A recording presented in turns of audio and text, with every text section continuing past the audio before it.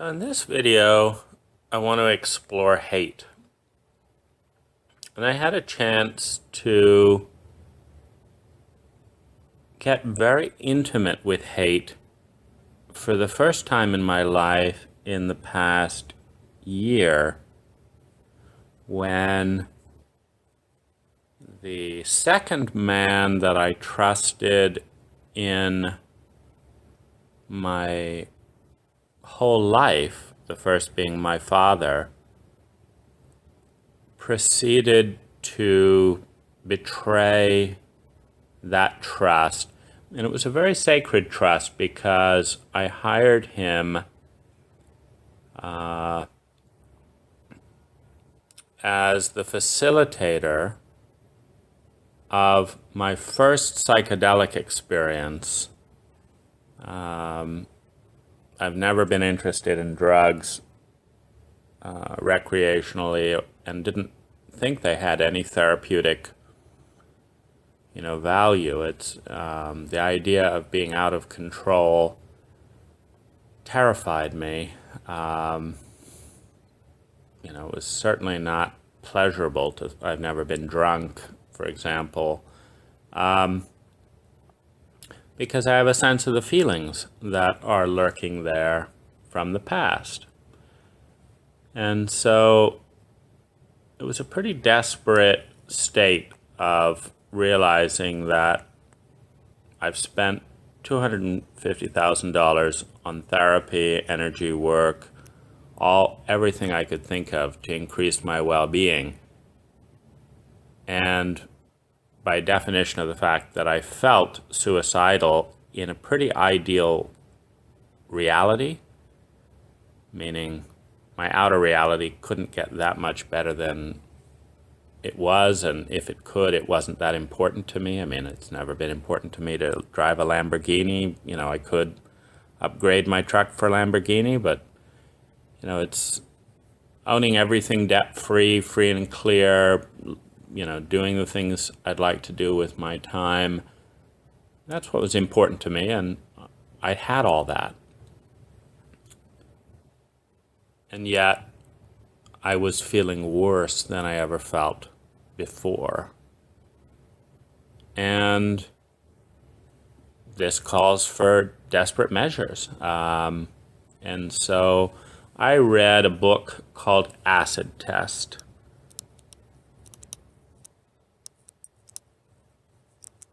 In which largely what is explored is MDMA in therapeutic settings used to treat veterans. And I thought, I've been terrified of drugs my whole life, never wanted to do them, no attraction, but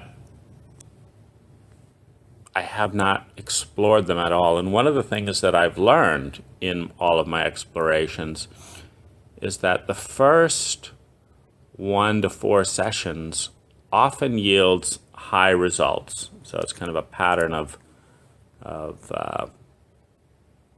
steep benefit, and then it plateaus.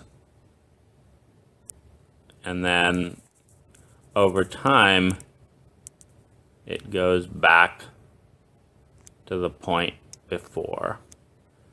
So, for example, meet a new therapist, be lucky enough to hit it off well, talk about things in new ways and have some new insight. First 3 or 4 sessions, up. And when I say up, I mean a net up, because every single therapeutic session requires anxiety as soon as the appointment is set. Am I going to make the appointment? Is the anxiety. Am I going to remember it? Am I going to do it right? So that's just a given. It involves cost, which involves risk. So it's going to take me $200 or $300 of time off work. I'm self-employed, and so any time I could be working so there's a cost. And then I'm going to pay because I find that 2-hour sessions are really key if I want to relax. So I'm going to pay $250. So there's going to be a $500 bet going on. And the odds are 60% that I'm going to be worse off, and 40% that I'm going to be better off. And that goes up in the first 4 sessions if it's a good fit, which is hard to tell, except in the first few sessions. And there's pre-betting bets, like I'll have conversations with maybe 3 or 4 therapists, and one of those will feel worth this bet. So it's going to go up because there's rapport, there's intimacy, there's empathy. And then it's going to plateau because, believe it or not, in the 30 therapists that I've worked with, no one has shown any proactive interest in trauma. And I have only worked with one therapist post understanding. Believe it or not, I did $250,000 of therapy in various forms before I knew what trauma meant and what PTSD meant, etc. So hate is a big topic. It's controversial. It's scary for a lot of people. So I'm laying some groundwork and context here out of care for you and also of myself. And so bear with me in this kind of foundation. But I did an extraordinary amount of work before I knew what PTSD or trauma was, had any sense of how to respond to it, and had any idea that I had it.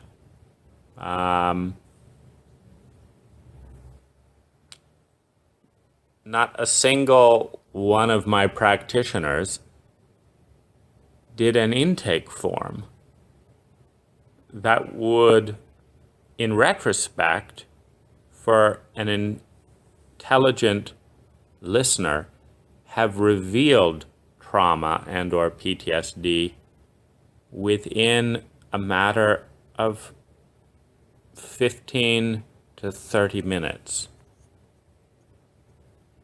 And when I realized that, I felt rage and disappointment and incredulity and frustration and humiliation and shame, and just like aghast that this is the state of our culture.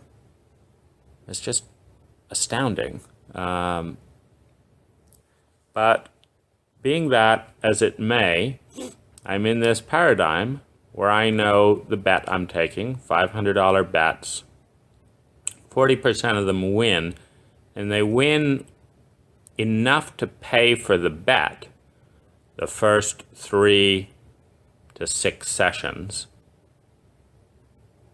And then the benefit of rapport and intimacy kind of wear off, and the cost of it not working, of the underlying issues not being resolved, of not being able to put things into words.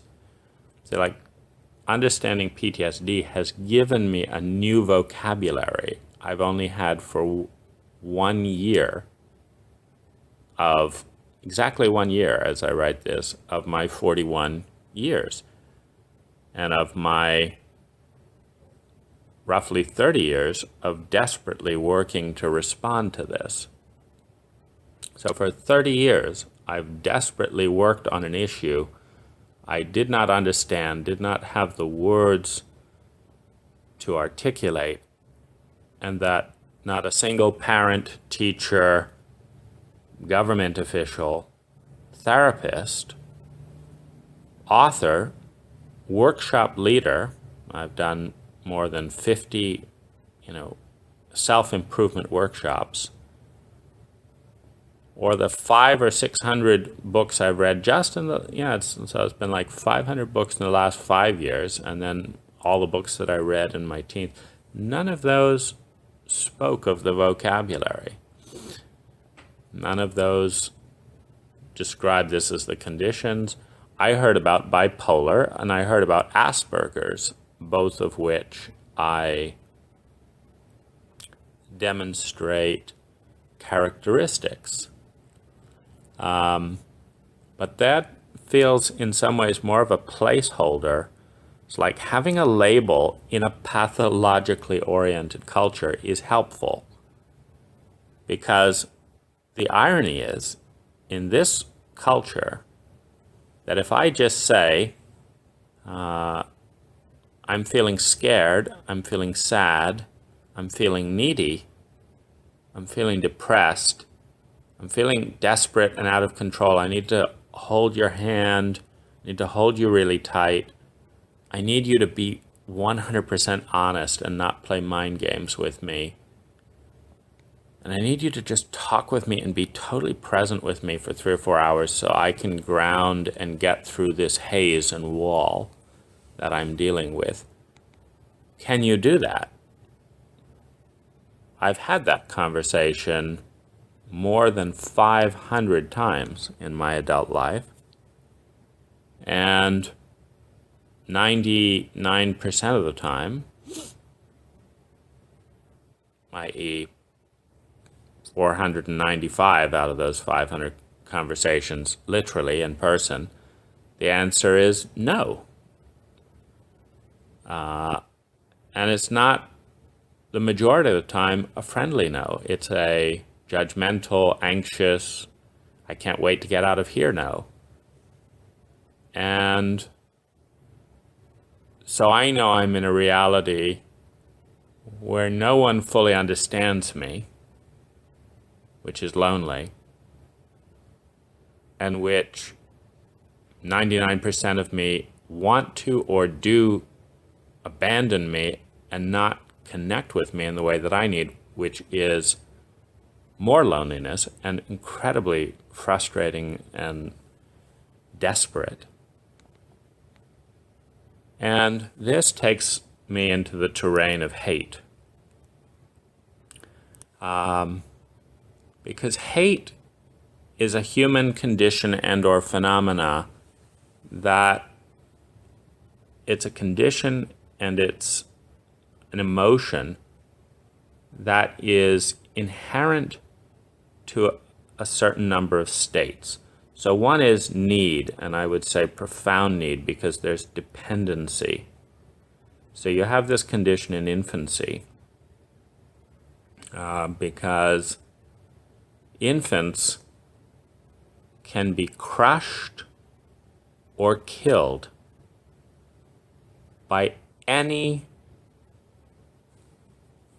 person, any adult around them at any point for like their first 3 or 4 years. I mean, maybe by 5, the infant has some, age 5, the infant has some chance, but, for a 1-year-old, a 2-year-old, a 9-month, in that whole time period, completely dependent on any adult around them. Any adult could give them a virus, any adult could suffocate them, any adult could drown them, any adult could abandon them in public or otherwise, and that child would die in the road, in the forest, with a dog. So there's need and dependency that is inherent to childhood, and there's helplessness. And if there is not help, the child, the infant, cannot help themselves. This is also inherent to childhood. Abandonment is not inherent to childhood, but it is inherent to our culture. Abandonment takes a variety of forms. Lies are a form of abandonment. So you're in a helpless, dependent, and needy state, and you're desperate. You're in panic because there's a lot going on in a big world that is somewhat sociopathic. By sociopathic, I'm talking technically about a lack of attunement and empathy to the people who are there, and an attunement to one's own fears, one's own reactions, one's own rages and irritations.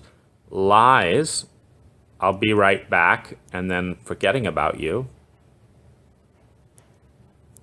one form of an abandonment. Betrayal, I know you're sitting hot and baking in the car. I know you need to pee. I know you need food, but I'm talking to a cute girl. And so I know you need me.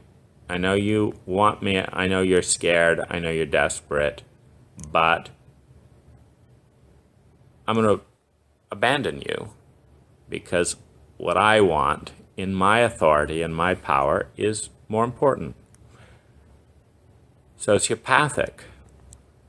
I hear you crying your lungs out. I know I've just beaten you. I hear your despair. I hear your whimpering.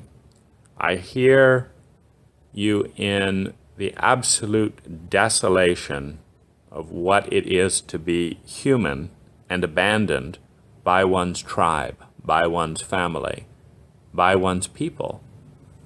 I hear all of that, and I tune it out, and I behave as if you didn't exist, as if your emotions didn't exist. I know this is going to hurt you, but it's more convenient for me. This is technically what sociopathic behavior is. There are no sociopaths. There are human beings who behave sociopathically. And they do it as a betrayal, as an abandonment. And it always hurts. It's always discouraging. It's always scary. But when one is desperately in need, desperately dependent, and helpless, being treated sociopathically produces hate.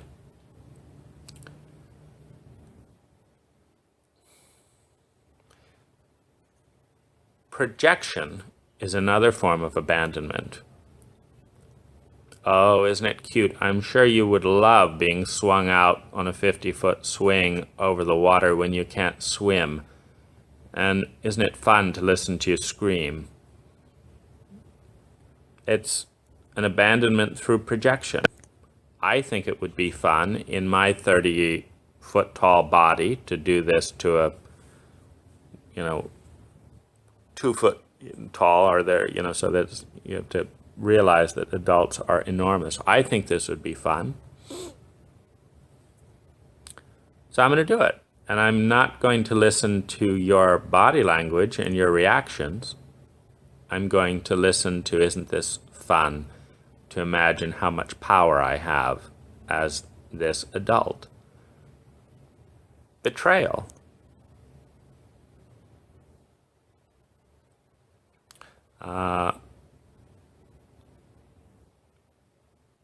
Betrayal of the truth. I'm not going to listen to you. I'm going to project things. Blocking connection is another form of abandonment. Please help me. Please talk to me. Please understand. No, I'm busy. I don't want to. I don't want to hear that. I don't agree with that. That's not the way the world is. You don't feel that way. Blocking. I can't tell you how many adults I tried to talk to about some of these emotions growing up, only to be chastised, shamed, argued with, ignored, avoided, abandoned. And all of this is betrayal. It's all saying, I don't want to know how you feel. I don't want to know the truth of the situation because I don't want to have to do anything about it. And so let's just project and say, well, you're just 6 years old, life's tough, you'll grow out of it, and tune you out sociopathically. Let's just tune you out. So going through childhood and entering terror and shame, and what happened with my complex PTSD is this need, dependency, helplessness, and this terror of abandonment in all the lies, betrayal, sociopathic behavior, and projection, betrayal, blocking, shaming, humiliating, got frozen. And it got frozen at 2 years old. Now, I've known my entire life that I felt terrified and frozen in 2-year-old feelings, or feelings that would make sense for a 2-year-old. I've known it. My body has been hypertense, at times hyper and exhausted, running through the adrenal and cortisol patterns my whole life. I did not have the words to express it, meaning I couldn't say I'm getting adrenal fatigue. I couldn't say I've got way too much cortisol going through my body. I couldn't say that Broca's area of my brain has created timelessness in this terror. I couldn't say that this is biological because I didn't have the words. I didn't have the language. It's still a new paradigm. As I read about PTSD, what works and what doesn't, the paradigm seems to fit. It gives a language. It gives a scientific overlay to say, yes, when intense trauma happens, there's a part of the brain around language and time that shuts down, and the emotion becomes frozen and relived and relived and relived. What I did have was intellect as time went on to observe that what happened to me was not personal. Meaning my parents did this in various ways to my 4 younger siblings to such an extent that was so painful that I needed to fully separate from the entire family, including my siblings who defended my parents and attacked me for leaving. I knew this wasn't personal. I have watched hundreds of parents abandon their children with lies, projection, sociopathic behavior, blocking, anger, rage, violence. Violence is another form of abandonment. When you whip someone into terror, particularly when they're in a state of need, dependency, and helplessness, when you whip someone into terror or beat them or show a murderous rage, it is profound abandonment. Because you can kill that infant, and they have the experience of life and death terror. And rather than comforting and protecting, which is being trustworthy, one is betraying and abandoning, saying, your feelings have no place here. You and your feelings are not wanted here. Rage and violence are a profound form of abandonment. And as an infant, one knows that if one is abandoned, one is dead. one is helpless and dependent and needy of one's parents and the people around. Well, when no one intervenes, there is an abandonment by the culture.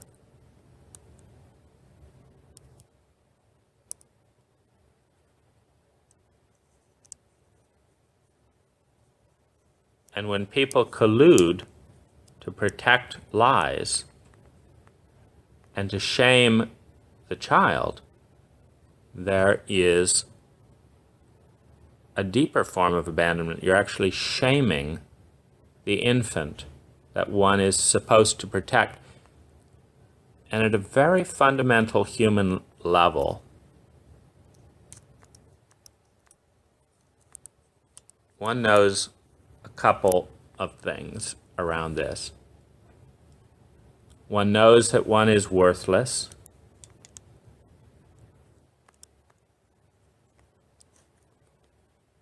And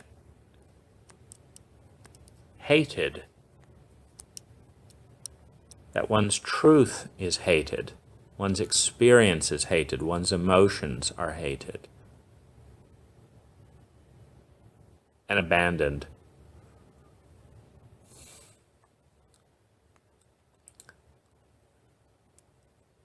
The emotion as this state, which is very confusing, it's overwhelming, it's terrifying. Now, when these start to interact with cultural overlays, such as men don't show emotion,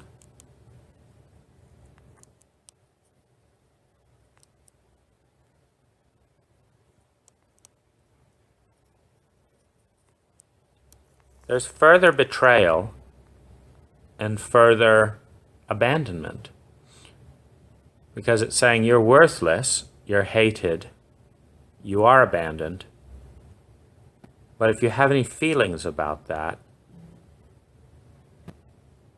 you're someone to be actively tortured and humiliated, which is profoundly sociopathic.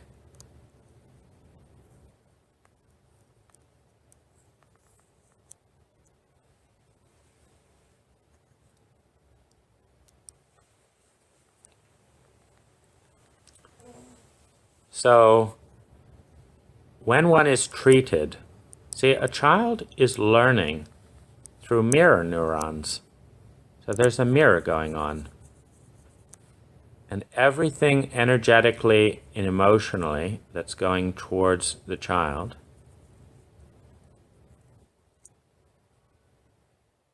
wants to come back. And if you've been following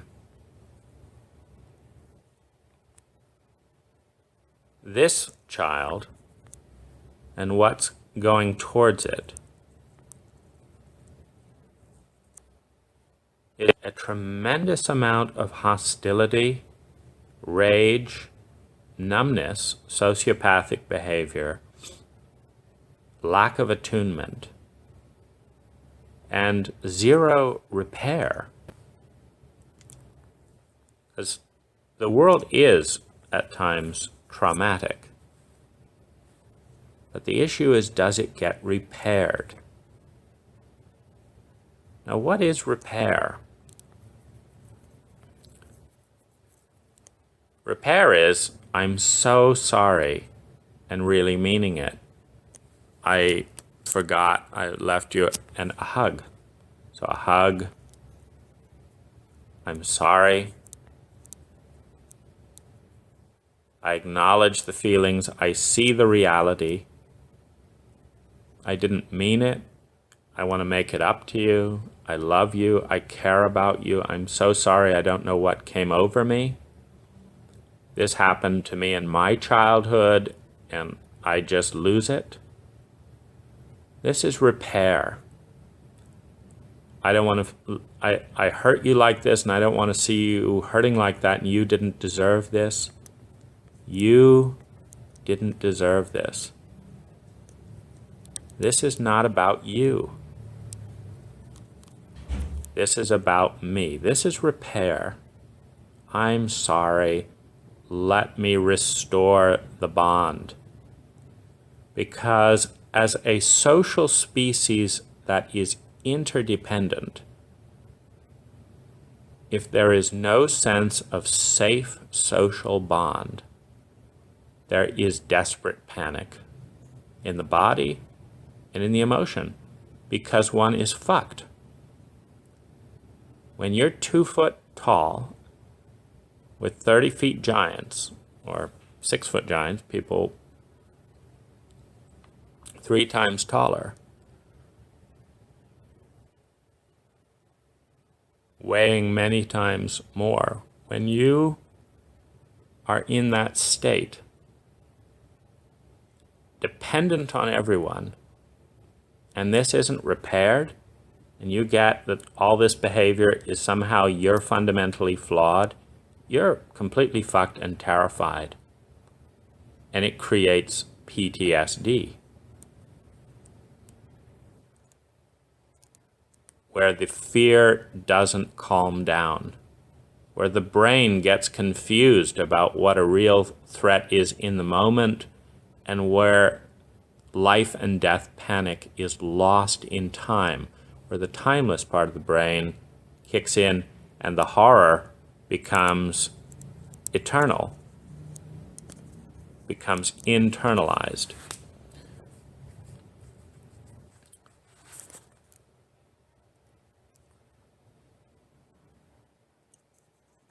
So I feel lucky that a few times my parents actually apologized. There were a couple of moments I can remember, one of them when my father broke down the door into my bedroom, believing a lie that he made up, and believing stuff was going on in my room that wasn't. And he saw that I'd been telling the truth. He actually apologized. So that's kind of an instance of repair. So my door was violently broken down. I saw the murderous rage disappear, and he apologized. That was a repair. Not a full repair, not a hug, not I'm really sorry that I do this, and you're a good person, you've never lied to me, and all this. But acknowledging it wasn't me, which I knew, which I was seething about. But what actually happened most of the time was shame and judgment, further abandonment,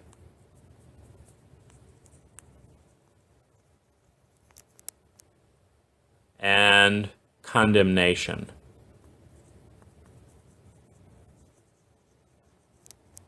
So,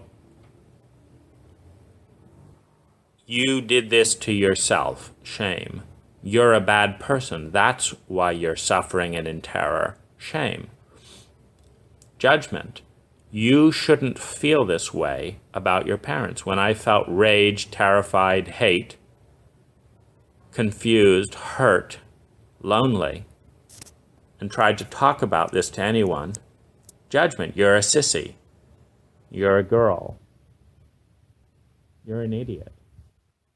Don't take it personally. You're wrong. Don't be sensitive.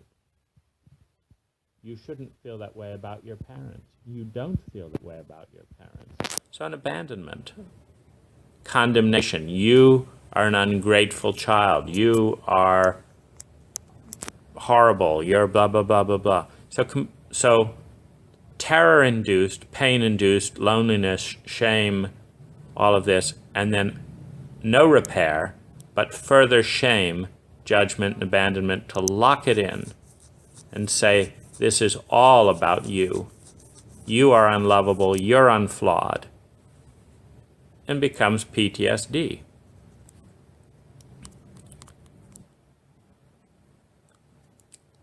So, by this point, there is a part of me, maybe 25% of me,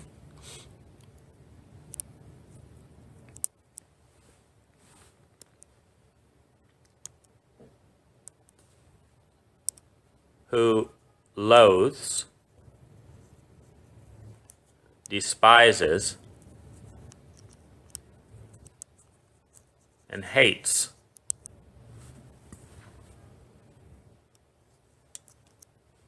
my parents. Loathes, despises, and hates. Loathes them, wants nothing to do with them, despises them, the lies, the stupidity, the lack of sensitivity, the lack of understanding, the misery I'm going through, the misery they're going through, the whole thing just despises and hates, wants to hurt them, wants to make them feel what I'm living day in and day out, frozen in time as this overlay. It's like we have reality happening day by day, and then this terror and this shame and this fear is an overlay. And all my emotions and thoughts are covered with this overlay that is symptomatic, called PTSD. It's really the timeless terror and betrayal and hurt and confusion of infancy and dependency overlaid on a reality that's growing and moving forward with emotions that are stuck, that are so overwhelming that I don't feel safe there. So they're overwhelming. Even now, as I'm kind of doing regression and going back into parts of that, the emotion is so intense that I get lost in terror. And the terror is timeless. It doesn't feel like, oh, this is a 2-year-old who's terrified and I'm no longer 2 years old. It feels like I am in terror and the terror is so big, I don't know where it ends and I begin. It's like being swept out to sea in the ocean and not even having land in sight, or land's in sight, but I'm being swept further out into the ocean and I'm fucked. It's a feeling. And my mind has to work so hard to overlay some logic, some controls, some assessments on top of that feeling.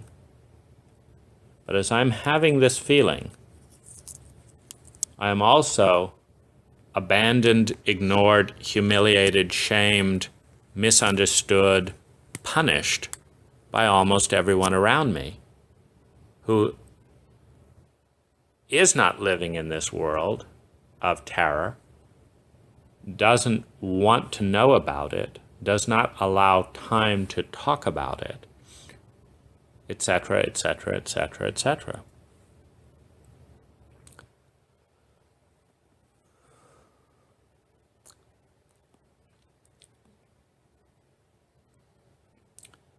I'm also conscious, as a very observant intellectual, of this being done to children around me. I'm conscious of children in various states. I see parents and children tormenting one another. I see older siblings tormenting their younger siblings. Just on the beach the other day, I look over. It's one of the nicest properties on the beach, and a bunch of presumably older brothers have fought and wrestled this 6-year-old, 1/5 their strength, and they are ripping off his shorts while he's screaming in order to shame and humiliate him in front of the older brother's girlfriends. There's betrayal, there's abandonment, there's lies. This is fun. It's not fun. There's despair, there's rage, there's hurt. And in all that state, this is humiliated and laughed at, and the child is shamed for this. And in a culture that is this sociopathic, this is considered fun. Just what boys do. It's not what boys do. It's what human beings who have been shamed for emotion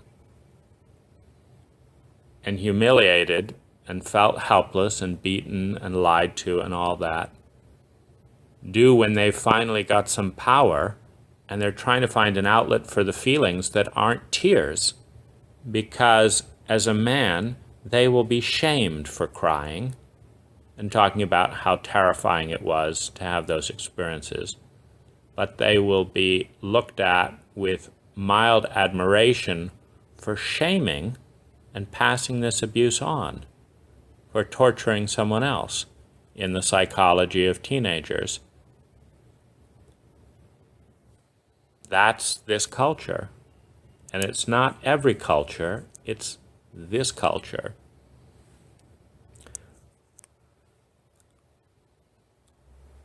There is a profound level of resentment, hurt, pain, and terror that becomes hate.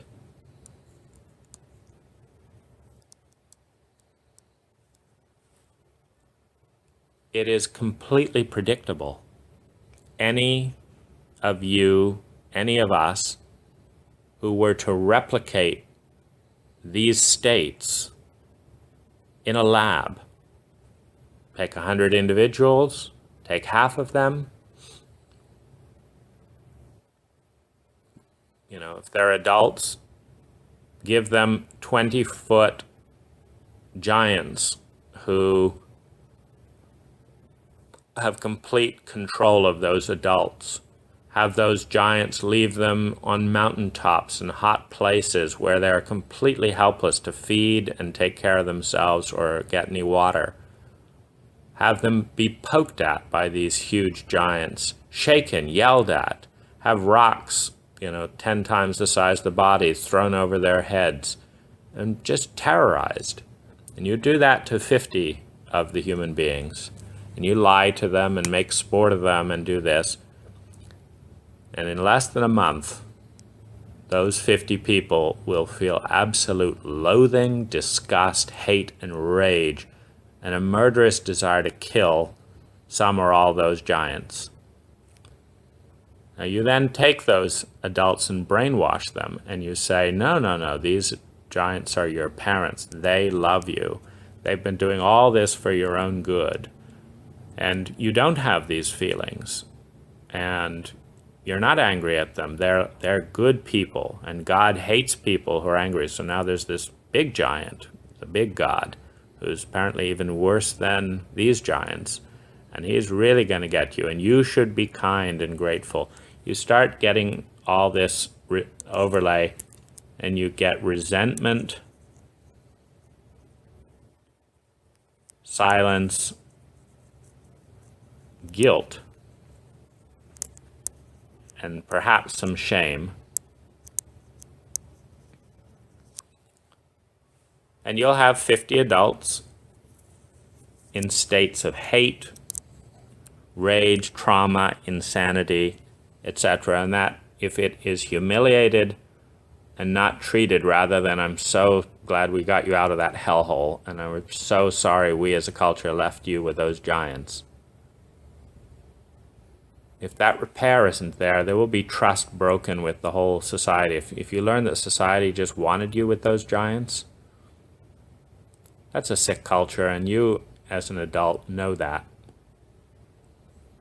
So this is perfectly replicatable in a laboratory, perfectly obvious, natural human behavior. Even hate, the desire to hurt something that is that malevolent towards you in its impact, regardless of intent. Those giants might be having fun. Those giants might be projecting that you're 30 foot tall and weigh 10,000 pounds and think it's great fun. It doesn't matter the intent.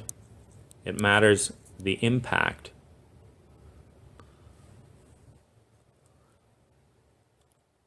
So this is how hate is produced. Silence, guilt, and shame is ignored, battered, etc. Confusion and dissociation is produced.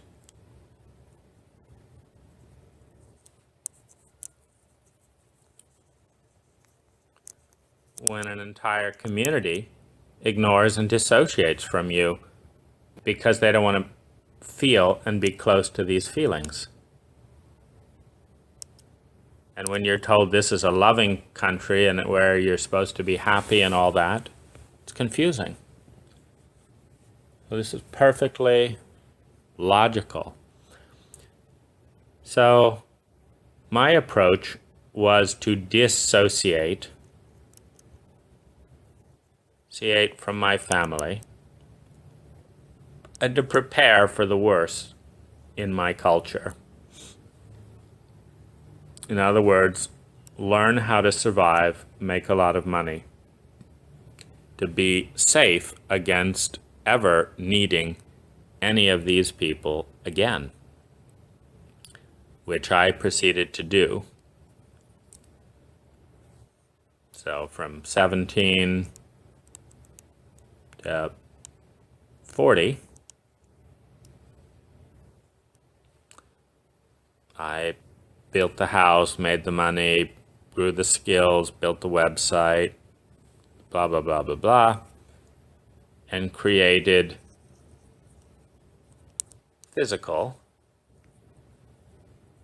wealth. I could do pretty much what I wanted, when I wanted, where I wanted to do it, in terms of spending money. Because there's a really important distinction. It's not a free country. It's a country where you are free to spend your money. What I mean by that is I have no freedom to have warm, friendly neighbors who care about PTSD. I have no freedom to have women who understand trauma and want to have a committed relationship. I have no freedom to escape the terror that is frozen in a moment of time in my brain. I have no freedom to feel great as an incredibly emotional man in a world that shames me constantly for having emotion. I have no freedom to find, oh, here's a place where emotions are 100% welcome in the way that I need that. I have the freedom to buy 30 types of toothpaste, which I could give a damn about.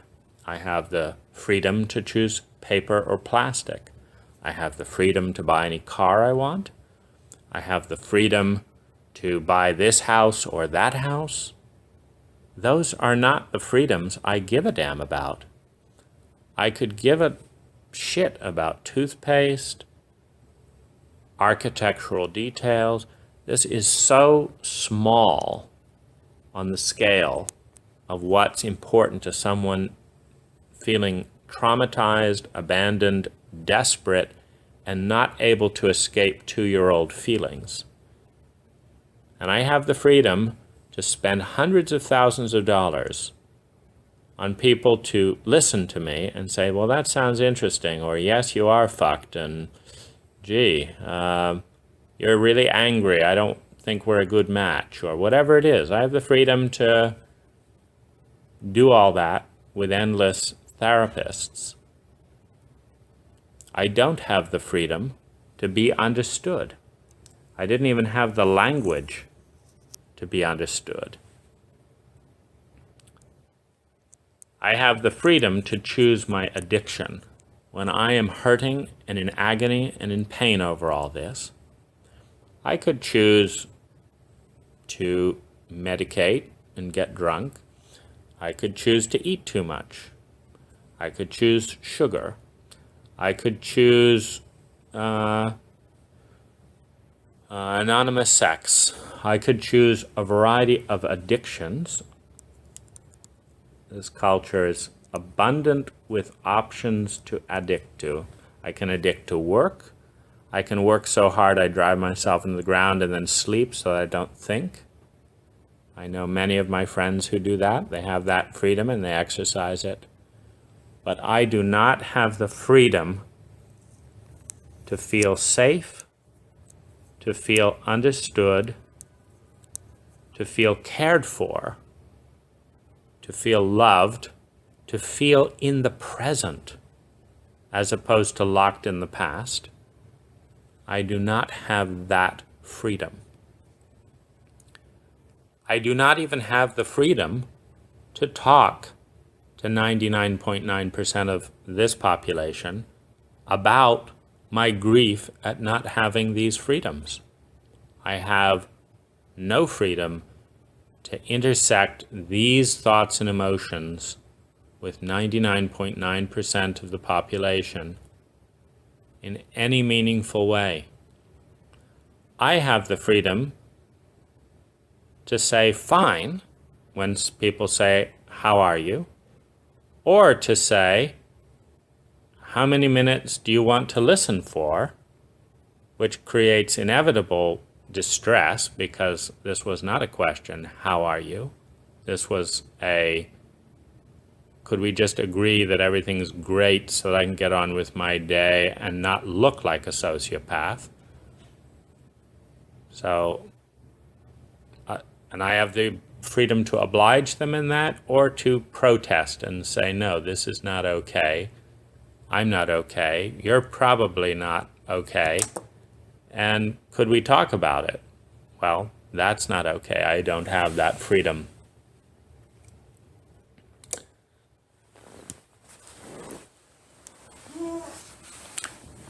I don't even have the freedom to be me in a lot of situations, because it doesn't fit the stereotype of what I'm told I'm supposed to be as a man.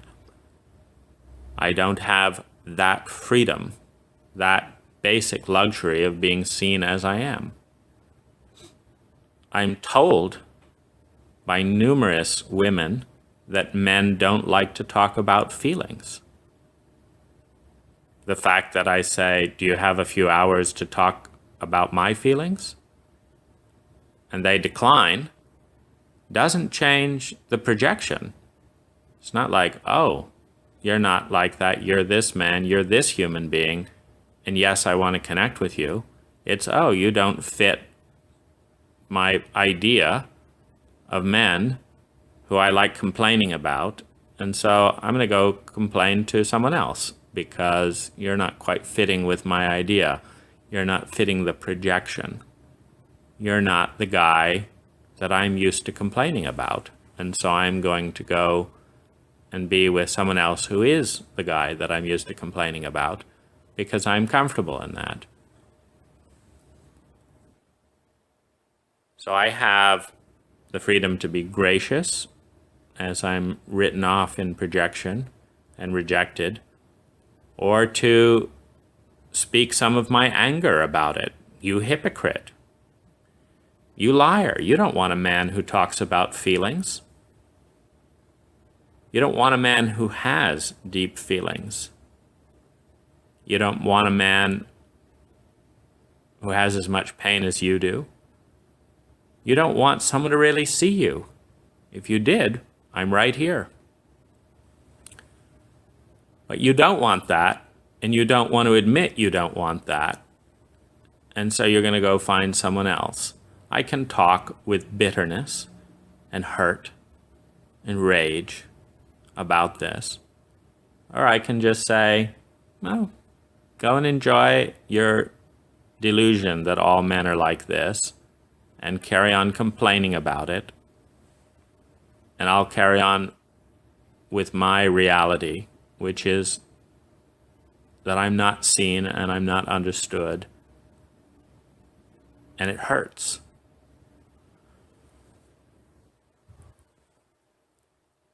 Having all this go on tens of thousands of times over the years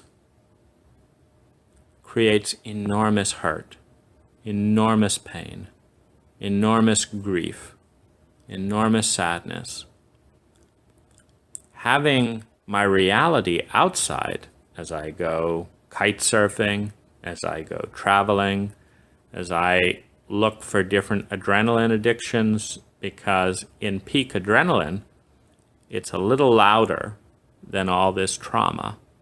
But as soon as the adrenaline wears off, which takes less and less, meaning like if you go jet skiing, the first 30 minutes is peak adrenaline. Second time you go jet skiing, it's 15% less adrenaline. The third time, it's 40% less. And by the fifth or sixth time you go jet skiing, it's only, 30% of the original rush. And once it gets down to a certain point, the past creeps in.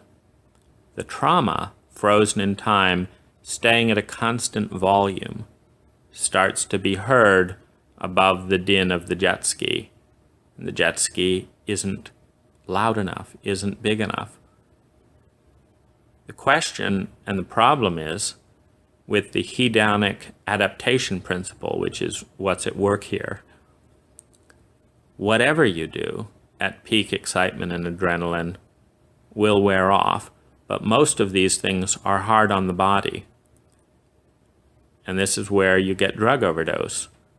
So the drug is hard on the body, but at a 20% dose the first time you take the drug might give you a high that's higher than you get at a 100% dose, 20 times in.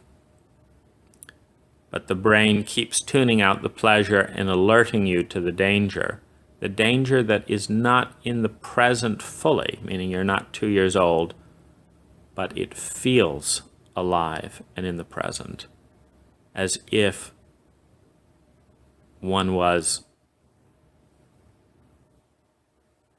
2 years old and having one's life threatened.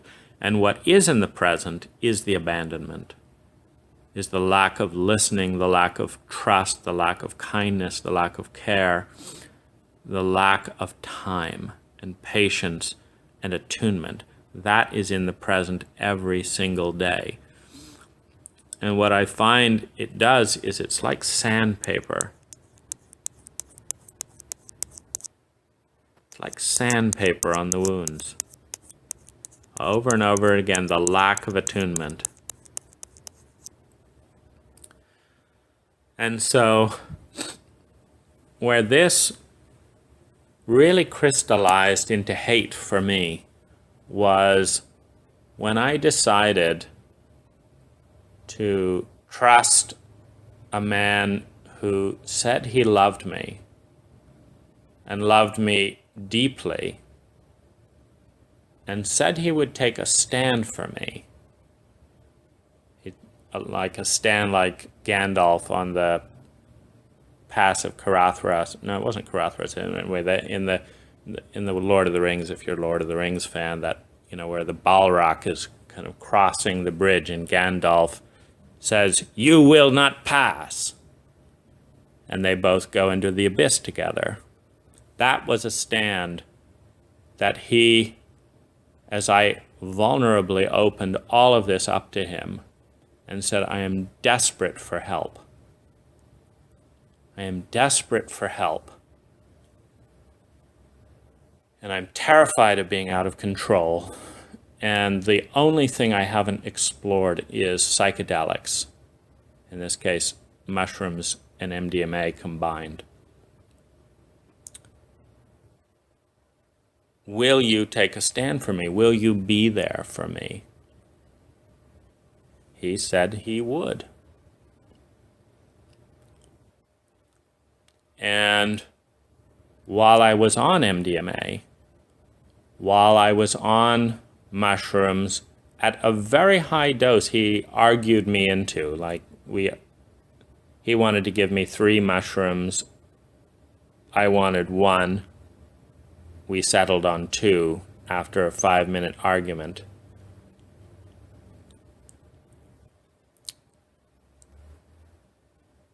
The most intense emotional bond of my conscious life was formed with him on a mixture of MDMA and mushrooms, with me paying him $175 an hour, which included him asking me to get on top of him and kiss him. He's bisexual. I have never been attracted to men and have had disturbing emotions and mixed things come up from the abuse of my father. And so it's felt very treacherous being in that terrain with gay men interested in me. Philosophically, I'm completely bisexual because I don't think having a penis or a vagina is more important than having love and human connection with a safe, kind adult. But emotionally, I'm very disturbed in the area of homosexuality in ways I don't know how to process, and so I just avoid it. MDMA overcame those blocks in me, and I found myself not physically attracted, but wanting a very deep bond with this man who said he loved me. And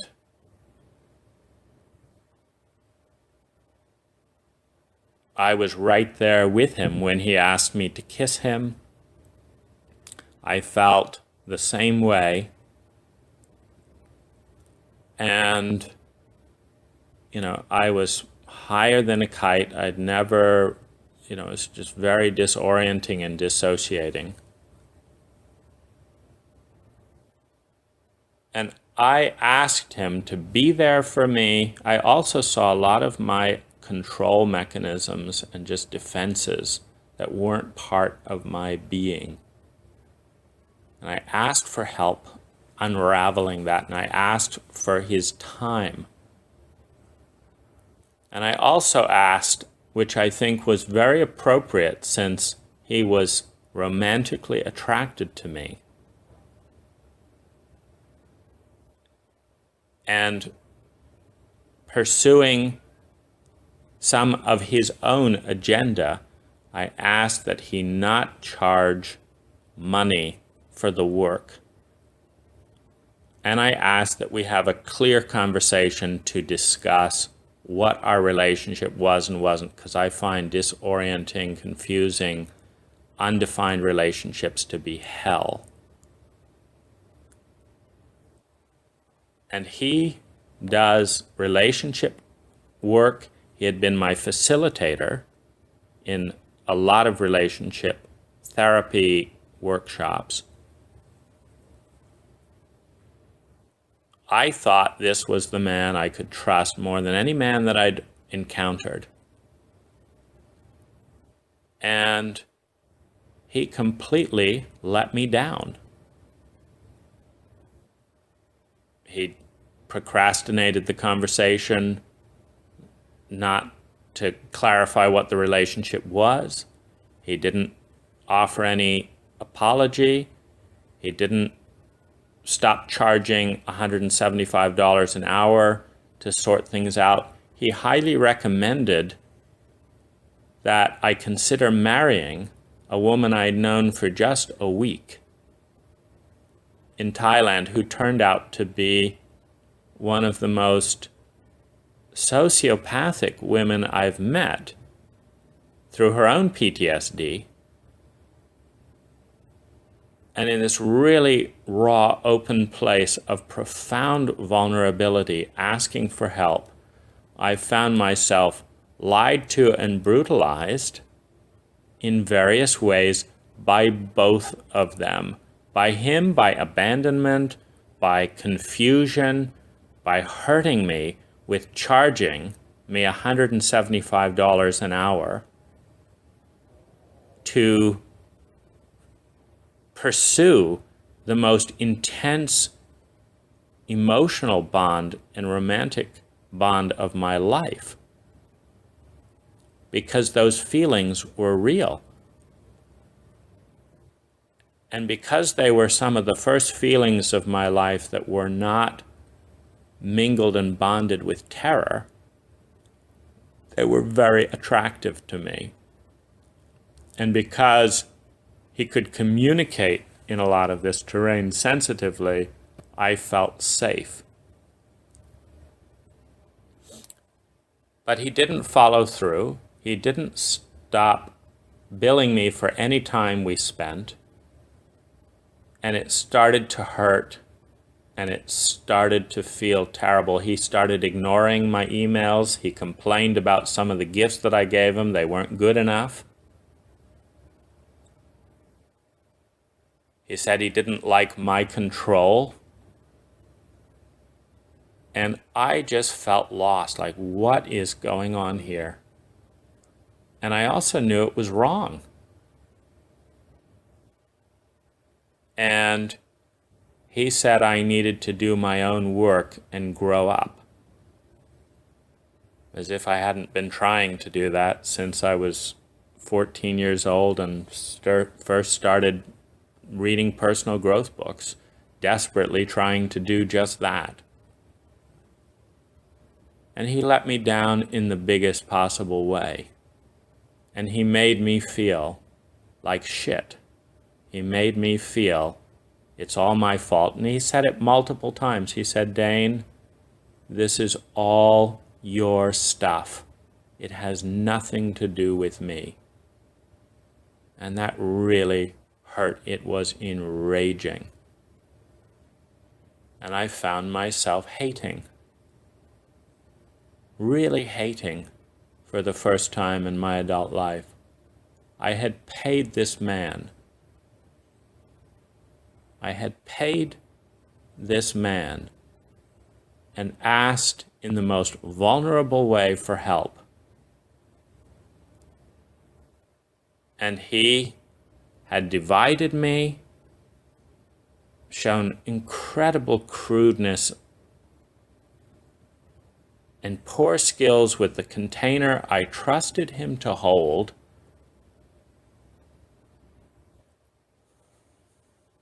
He'd broken my heart, which I'd paid him to do, since he refused to show up as a friend,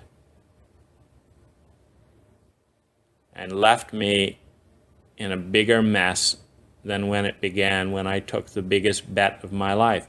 Only it didn't stop there. Because the psychedelics broke down some of the brain barrier that I was using to compartmentalize a lot of this pain and trauma and loneliness.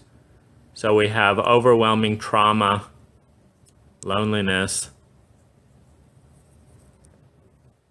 fear, shame, rage, and hate over here in this emotional suspended state. And then over here we have what I'll call my superbrain.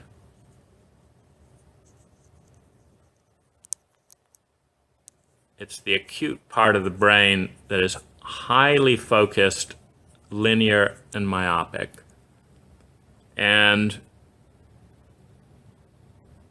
solves problems, designs things, imagines various scenarios. So I live in this part of the brain here as my refuge from this part of the brain over here. I live here as my only sense of escape and freedom from all this terror, loneliness, fear, and shame. It's a very focused part of my brain. It's very analytical. I can get a lot done in that part of the brain. And I've got to keep it constantly active on high revs. So I'm always kind of close to the red zone of just really revving this part of the brain up to keep it loud and focused, to keep me from feeling washed over with these waves of just incredible emotion. These waves are always trying and ready to wash over me, and I'm terrified of them. I'm terrified of being out of control and just sunk in these emotions because they feel life and death. So I have my super brain escape. But after mushrooms at a megadose and MDMA, this wall largely dissolved, and this flood of emotion just washed in a way that left me feeling completely crazy and too scared. Too scared to ask, too scared to focus, because with this loud of a wave, it felt dangerous to be so myopically focused. I was back in my original childhood desperation. I have got to figure this out.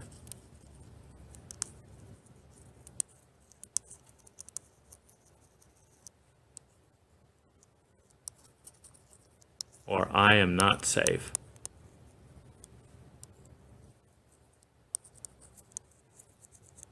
Now, the one person I had any confidence could help me figure this out was Peter.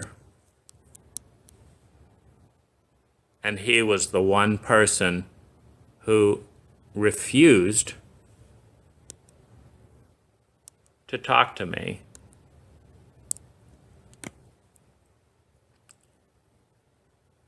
Ignoring emails,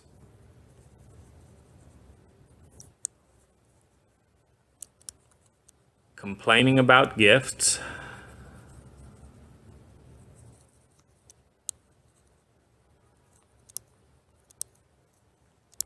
saying he was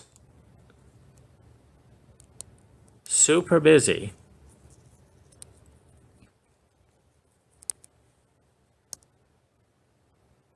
but we could talk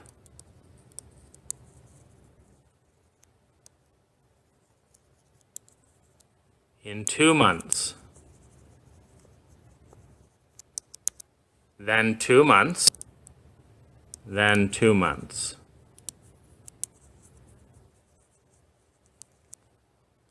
The last gracious request I made, it was again 2 months. That's when I realized I'm being fucked, I'm being lied to. I cannot trust this man. I cannot trust the second man I have trusted in my life. I am in worse shit than I was before I did the work. I knew enough to know what he was doing was unhumane, was the opposite of the work he advertised himself as doing, creating loving, intimate relationships that were healthy and conscious and win-win. And that I was now alone in this sea of life and death, heartbreaking pain and emotions. And he in a softer way, but with the same impact, because psychedelics amplifies things, in this case about 5 times. I was feeling 5 times more lonely, desperate, out of control, terrified, enraged. And this was crystallizing into hate, because the lover in me, having fallen in love, was trying to please him by bowing to his constant and insensitive delays, while the person trying to live, trying to make sense, trying to heal and do the work I had paid him to do, was desperately trying to integrate all that was going on with someone that wouldn't talk to me, and I integrate through talking. And I could not get a handle on what was going on because he's so slippery. He doesn't say, I'm terrified and I don't know what I'm doing here, or anything like that. It's like, oh, I love you, sending you love, and now I'm just not going to ignore I'm now just going to ignore your emails for 2 months or whatever, and not tell you that I'm going to do it or anything. So, and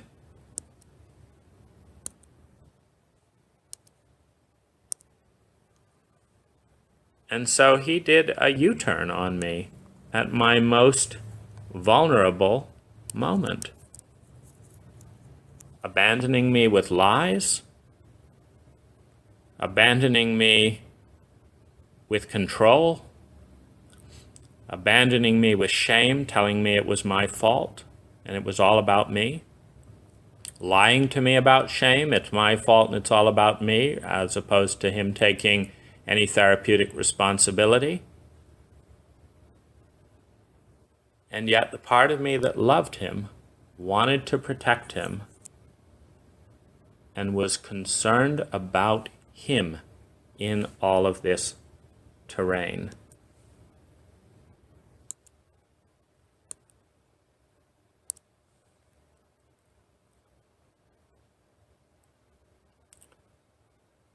One day I found I could not drive. I burst into tears on the way home, and I said, I need help immediately. I'm not fucking waiting another couple of months. I need help. And I asked the organization and the group that advertises his work, love, intimacy, sexuality, I asked them for help. I asked them to hold me and listen to me and help both of us sort this out. And I told them what was going on in detail, and that I was having a meltdown and couldn't drive safely. And these people had been among the most helpful and supportive people in their work up until this point in my life. And I felt dependent, I felt helpless, I felt terrified, I felt overwhelmed, I felt confused, I felt mildly insane, and I felt unsafe. All of the experiences of childhood trauma repeating itself. And this time I had to look out and say, it's true. If I get in a car accident, I am unsafe. What's happening here is not ethical and right. I need help. And they refused. They put in control structures. They said this wasn't their issue. They said I needed to grow up and be more mature. They said I needed to take responsibility. This was between me and the therapist they advertise. And this just created a complete meltdown. I was being lied to, abandoned,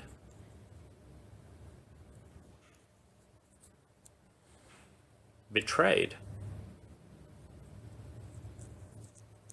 ignored, not getting the help I desperately needed and asked for. And instead, before giving me any help, they asked me to sign a legal waiver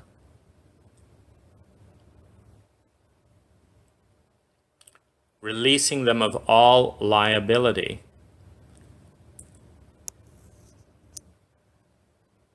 The therapist asked me to speak on his behalf so he wouldn't lose his job.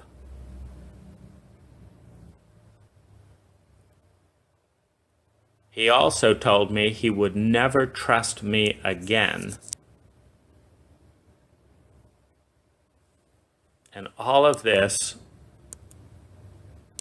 in a dependent state.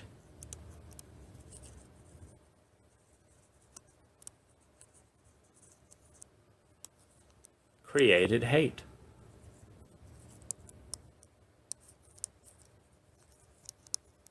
Rage, grief, and profound loneliness.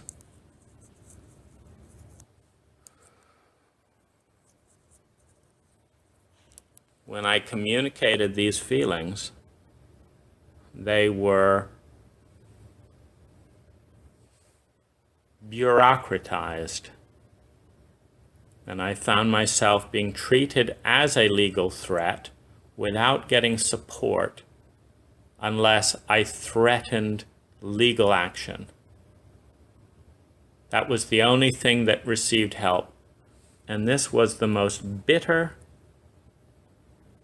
betrayal of all,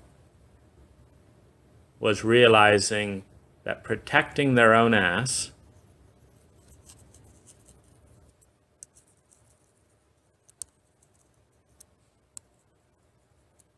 was the only thing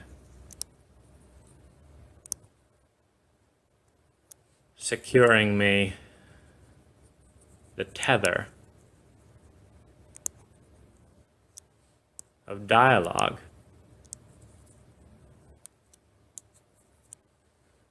To get me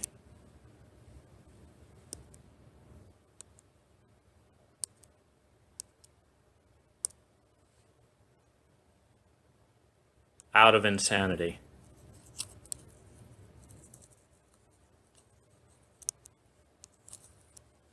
I felt more pain, more grief, more shame, more terror, mostly loneliness, an aching, ripping loneliness that I have never felt before.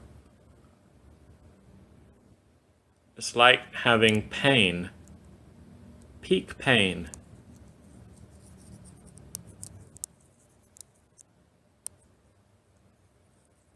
Turned up 5 times. It floored me physically.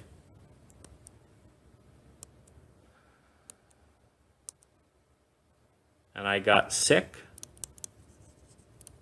I could not work.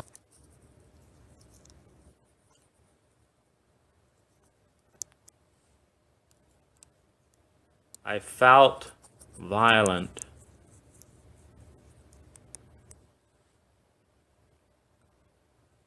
And I'm someone who has never been in a physical fight in my life. I've shoved a few people one time in defense and to assert a boundary. And that's about it. And I found myself in violent, desperate, heartbreaking, lonely rage. And all through this tethering process, of making sense and holding desperately on to these people who were my lifeline. I did not have another place to go in this culture.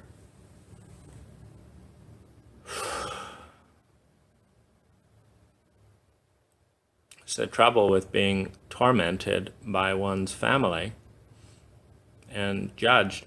There's just no way to bring this kind of a thing to those people who do that. There is no family.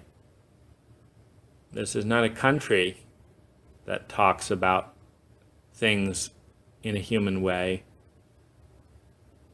I didn't want to talk with lawyers. And most of all,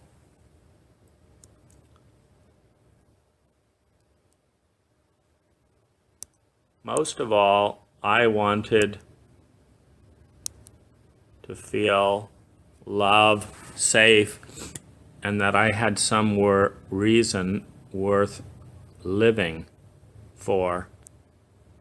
And I had to believe in love that there was some goodness.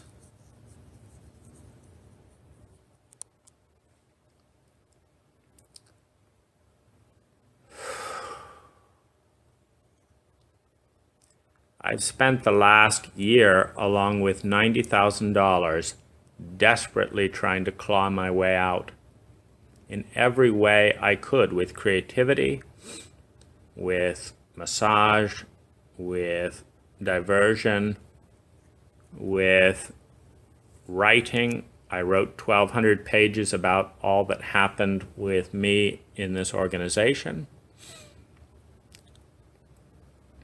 I wrote 300 pages of the narrative of my shame.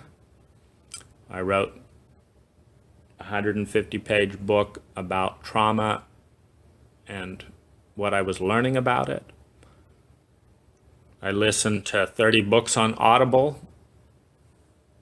so about 300 hours of Audible books in this kind of period, learning, synthesizing, digesting. I did healing work, I did shamanic work. And after $90,000 and 7 months off work and getting sick repeatedly from high adrenal fatigue,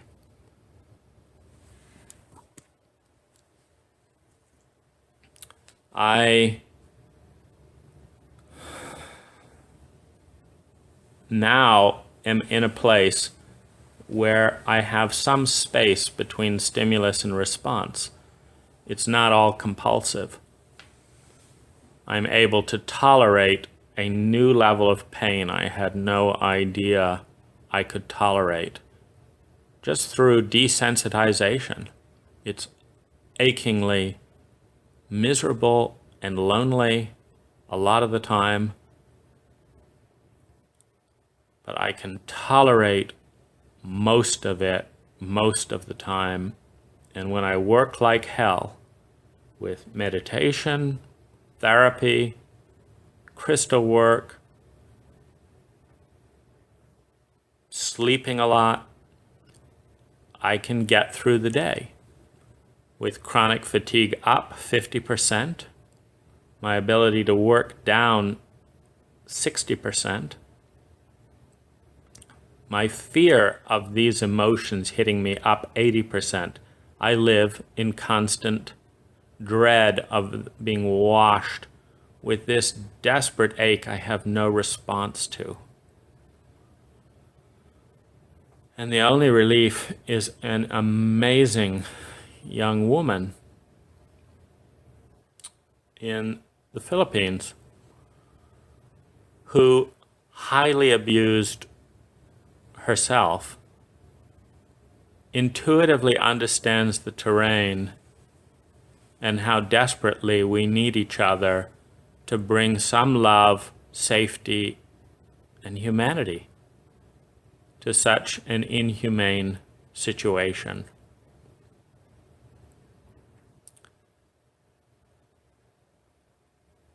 I want to close by saying there is no way or place that my country did or can help me in this. The expenses dealing with this are not tax deductible for my business, which means that for every dollar I spend desperately trying to crawl out of this, I've got to spend another dollar in state, federal, and other related taxes.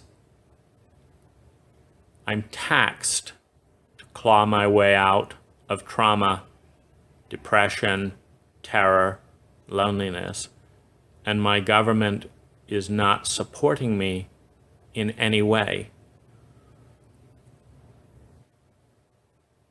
There's no trauma center.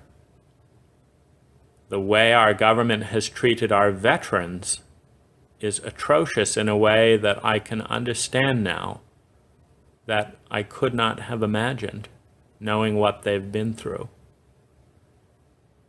And that's okay.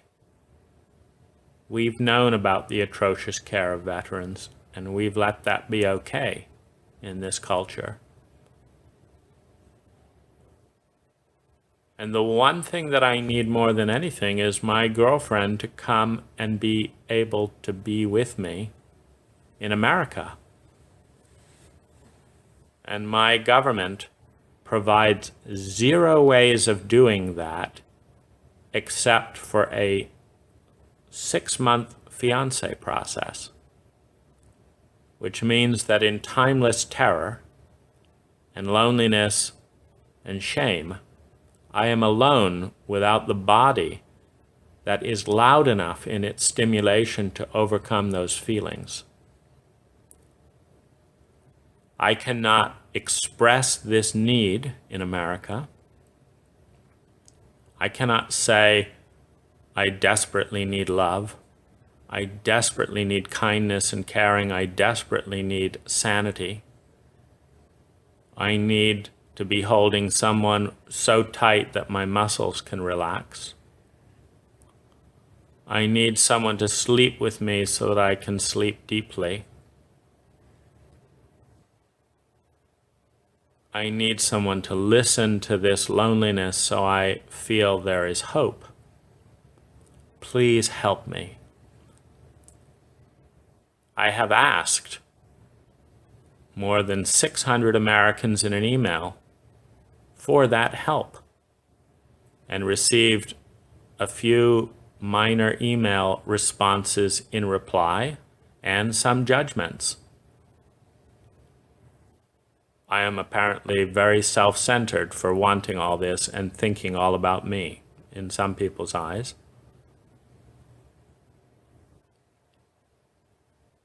And I am not worth that help in 600 Americans' eyes. Now I know I am worth that help. I know we are all worth that help. And I know that I have done everything in my power with money, with time, with skill, to stay as loving as I can be and as healthy as I can be in this situation. And I have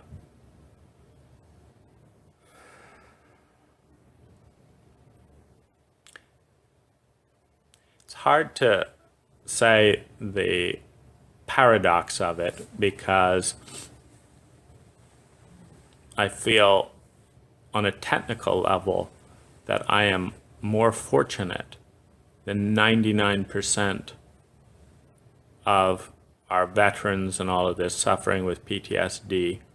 And I've had more resource, so many of them don't even have basic therapy and are left being run around for months with the VA and then given some antipsychotics, which as I read the reports don't even work very well for many of them, and certainly don't heal the underlying loneliness of being lied to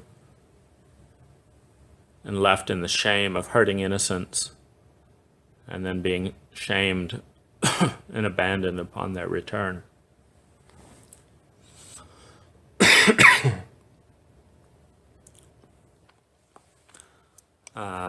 This is not okay. And this recording is my voice that it is not okay, because it's not okay that not only are people being treated this way, no one's talking about it. People are not, there's not enough science being done on PTSD. It's way too late. People were suffering PTSD in the First World War. And there are children being hurt in the ways that I was hurt. I would say it's roughly 10% of children in America are going through this kind of pain. Suicides are one of the leading health risks, higher than many other diseases we spend billions of dollars trying to solve. And this doesn't need a drug. It needs kindness, and it needs honesty, and it needs care, and it needs love. Lots of love, lots of honesty, lots of care. That's what this needs. And that's what I'm pulling myself back with. But I now know what hate is. I know why it's formed. I know its evolutionary function to attack that which is most sociopathic. Because human beings who are behaving sociopathically do respond to pain. They respond to pain and fear. Pain and fear are some of the loudest emotions. And when human beings or a culture lacks humanity to respond out of character, kindness, commitment, and vision, and people are in these states, there will be hate, and if hate isn't healed as a culture, there will be violence. That's inevitable. It's common sense. And one of the reasons that I'm making this recording is I feel like I'm one of the lucky ones who have experienced a level of pain and loneliness and rage and frustration and hate that could easily have gone to violence, either taking my own life or the lives of others. And I care too much about human beings to go that route. Because I know it's not personal. I have not been singled out for this. But what is very personal is my passion and my opportunity to talk about it, to write about it, to put it into words, and to spend money doing stuff about it. So many people are so debilitated by these feelings, they just collapse and do nothing. And of course, research cannot be forwarded in that way. But I hope that the narrative is cogent and rational enough that research can be done, and more importantly, that human hearts can understand what it's like to be a child, what it's like to have PTSD, and the cruelty and sociopathic behavior of ignoring chronic PTSD in children and adults, knowing that they are in peak horror. That is, it's as if you were in a reality where randomly, out of your control, you could go from heaven into a complete nightmare and do nothing about it because the switch was not in your hands. The switch is in 1,000 random strangers' hands, some of which take sociopathic joy in terrorizing and then humiliating the feelings of terror, because it's the only thing that gives them any power from their own hell that they are trapped in. And it's one of the cruelest things of all, which we see in children's playgrounds and bullying.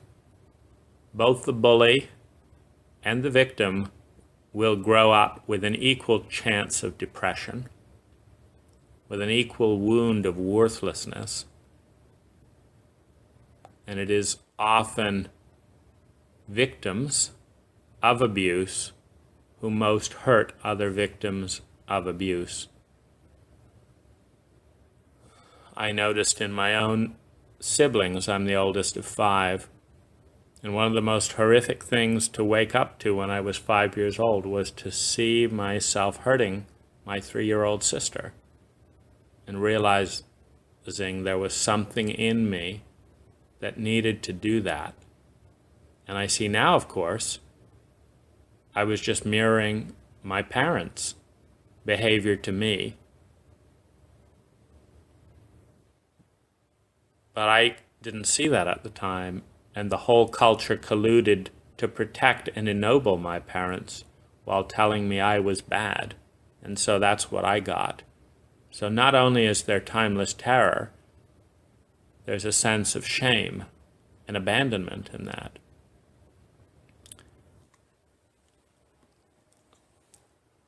This is so unacceptable as a state of affairs for any country, any human being, any culture. And it is unnecessary. I'm doing a lot of study and research at the present time to look at ways of being and interacting where the culture is one of kindness, not money and profit. The single goal of being kind. And I think that makes more sense than the single goal of making money with the idea of, oh yeah, and then we can be happy.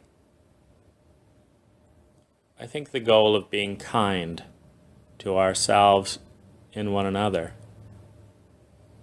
and using time, money, and imagination and power to create an environment that facilitates and honors kindness and keeps it alive and repairs it when it's betrayed and wounded and exploited, is a world worth living in. And I hope that you will join me in some way as a volunteer, as a compassionate friend or resource, as a champion for the innocent that you see in men and women around you, old and young. And I also ask you to see this as a disease, an emotional mental disease, in which the perpetrators are as sick as the victims become and need help. My father, who's thankfully dying now, thankfully because he has had a lifetime of torture and misery from his own untreated PTSD, which received almost no help, and which he was an innocent child having that done to him by his father. He is a sick man. Very little of his essential goodness and true self is able to come through all the co-infections of PTSD, rage, self-pity, hate. These are all diseases that are predictable in certain environments and it's the environment that needs to change and the people that need help. We need to create a world where people matter more than money, that the only reason money matters is for people. It's the people that matter. Thank you.